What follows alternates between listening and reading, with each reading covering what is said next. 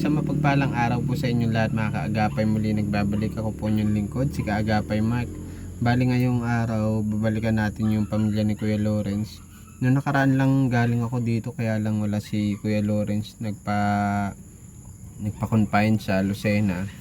Sana nandito na siya at makamusta natin kung ano yung resulta ng confinement na ginawa niya. Kung ano yung mga resulta ng mga laboratories ni Kuya Lawrence. Si Kuya Lawrence po yung na-aksidente noon sa pagkukuha ng mga buhangin at sa kasamang palad na lumpo siya noon. Pero ngayon sabi sa akin ng misis niya noong nakaraan ni Ate Mary Ann ay nakakalakad na daw po ito at nakakapangalakal na. Kaya samahan niyo po ko ngayong hapon at bisitahin po natin yung pamilya ni Kuya Lawrence. Tara po! Sa kanila ng konting bigas tapos tinapay para dun sa mga bata para sa kanila. Medyo maulan dito ngayon sa amin sa Camarines Norte. Lapit dito sa Daet. Yan. Ito tayo ng sapa. Irrigation. Sana nandito na si Kuya Lawrence. Medyo matagal na rin yung huli kong bisita sa kanya. Sa kanya mag-iina. Kumustahin natin.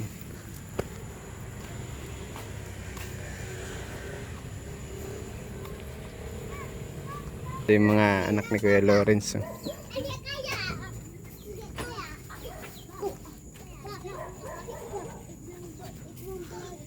Tao po.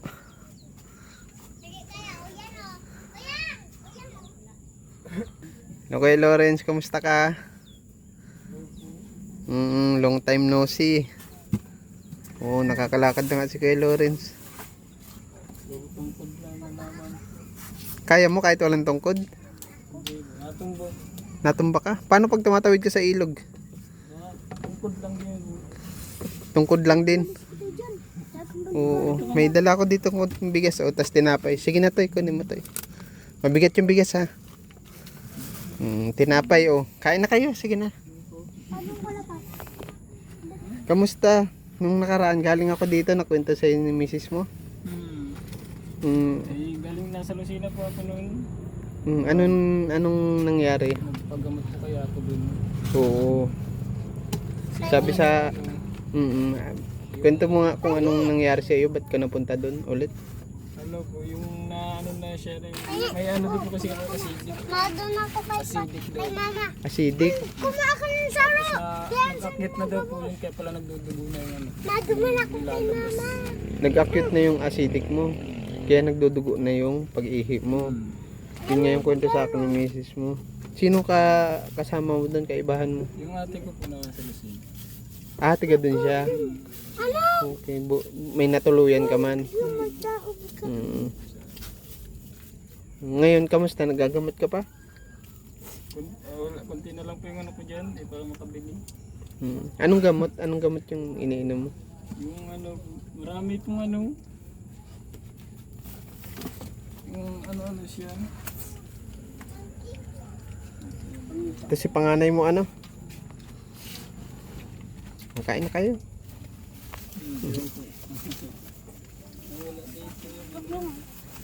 Kay mama. Balita ko pati ngayon nangangalakal ka na. Kung kamusta man. Minsan po Kuya, karagad yan doon. Budot. pero nagano po talaga akong titindang isda na. Nagtitinda ka ng isda. Very good. Naangkat lang po ako Sabi yan ni mama. Sa labasan, hindi na sa Mercedes. po labang pang Bakya. Okay. Yung inaangkatan mo dito, naangkat sa Mercedes. Sa Mercedes po siya nakuha. Magkano? Po dyan, ang partida ko dyan ay 130, 120. Pabenta ko man po 140, 150 gano'n. Tubo ka 10, 20, ganun. Napapaubos mo man. Maubos mo po magapon. Kung nakita ko nga dyan, kulong-kulong mo. Yun yung gamit mo. Buti naman meron ka ng kulong-kulong. Siya po. Ko din pa nung sakto nga po nasira yung wheelchair ko noon. Ko pa dyan. Galing din po yung sa Jan Shop. Yan. Yung motor? Oo, binili mo lang. Inuulog-ulugan ko. Hanggang ngayon, inuulog-ulugan ko pa din po yan. Magkano? Depende po pa nagtimbang po ako. Ba't magkano mo nakuha yan? 1.8 po. 1.8, hinulugan mo pa. Ano po yun, pinalitan lang po ng karburador lang yung sira. Oh, okay. Kaya lang wala registro. May papel naman po. May papel. Yung ano lang walang papel, yung driver. Kamusta yun sa likod? Ah, yung alin? wala yung po lisensya. Paano yun makakakuha ka ba ng lisensya? Sa, Pwede naman po. Yung student sa, ano mo? Sa sitwasyon mo? Ewan ko lang. Kasi ano ngayon eh, PWD ka na eh. Pero may pwede naman po siguro. Mahal din magkuha ng student ngayon. Nung huli kong kuha ng student last year, parang nasa student permit. Parang nasa ano ata. Gagastos ka din ng mga 3,500. Kasi may ano na yun eh. May driving school. May driving school ka. Kumusta man yung kita sa araw-araw? Nakakatawid na naman po. Araw-araw ka nagtitinda? Minsan, Minsan. Pag may isda. pag maganda, kaya lang po malang isda ngayon kaya hindi ako nakaano. Ah, okay. Pag malang isda, hindi ka nakakaangkat. Hindi po ako nakakaano. Ano yun, namumuhunan ka? Hindi po, pagkahapon po bayad din. Binibigay mo na doon? Hmm. Okay. Sabi ko nga, pag medyo kumita ng ano, sa Mercedes na mismo, ano, kasi medyo mababa po duman eh. Oo. Ang ano. May angkatan pala dyan. Dito po ay alos terplin na eh, yung ano. Ah, okay. May malayo din na Mercedes ah. Oo. Eh, ang patakbo mo lang naman, mabagal lang naman din. Ano? Tapos mapunta ka doon, madaling araw ata. Ano po, alas 3, alas 4. Kasi pag inabot ko alas 5, parang ubos na ata. Mahal na po pati pag maliwanag na mahal na daw.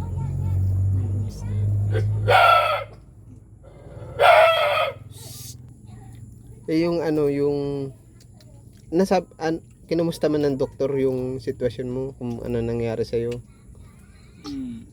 Eh, ano ba na po talaga? Na-check up ba Yan yung... po kung ano, babalik sa dati pag na-operahan. Kasi yung iba daw po talaga nagpa-opera ng ano eh, hindi na nabalik sa dating lakas. Yung mga ganyang kondisyon katulad Sa sa'yo? spinal, gawa ng ano. Talagang mabubuhay man po, kaya lang ay surtihan din kung babalik sa ano, Sa dati? dating lakas. Kasi yung iba po talagang na-operahan daw nila, talagang lintang gulay na lang eh. Buti nga ikaw nakalakad ka pa eh. Pero tungkod man po, ito na lang po talaga siyang ano, hindi ko pa siya maggalaw, pero ito medyo may ano na siya, May lakas na. Ito na lang po baba. Kaya, Nagkalaman-laman na. Nagkalaman-laman na. Nagliit yan eh, yung mga binti mo. medyo Siya pa umano din. yun po. Ito po, baga siya yung kabila. Sa mga hindi po nakakalap, si Kuya Lawrence po yung dating binablog po namin na ano, na aksidente sa buhanginan, na damage yung spinal cord niya. Dito ka sa likod na daganan ano. Sa likod. Kumusta hindi naman na nagdurugo yung sa likod mo? Minsan po pag ano, natatagtag din. Nadugo pa din siya. Nainom ka pa rin ng pain reliever? Ano na po, yung amoxicillin. Amoxicillin na lang. Pero tapos mo na po ako nung ano, isang linggo lang daw naman po kasi. Ano nga po, yung bentamin sa dugo. Tapos sa buto. Ngayon di ka na nangangalakal isda naman. Kasi nung nakaraan parang nakita ko kayo nung nung panganay mo, nangangalakal kayo. Minsan po Tapos parang inaayos mo yung motor mo. gawa nga po nung ano, sira po yung ano niya. Yung sa uli. Nasa hauler. Yung gulong po sa uli, yung ano niya. Luwag po kasi yung ano niya, yung posing po.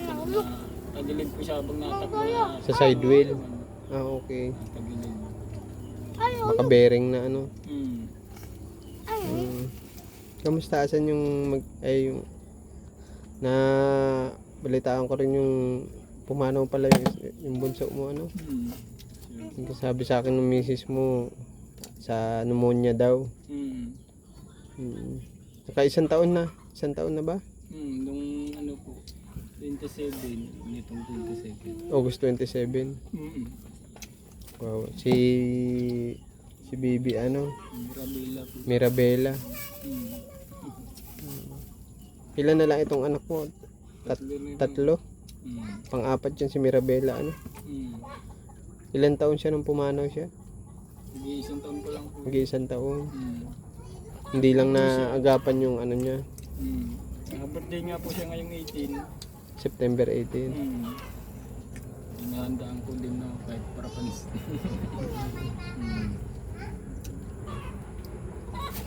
Mm.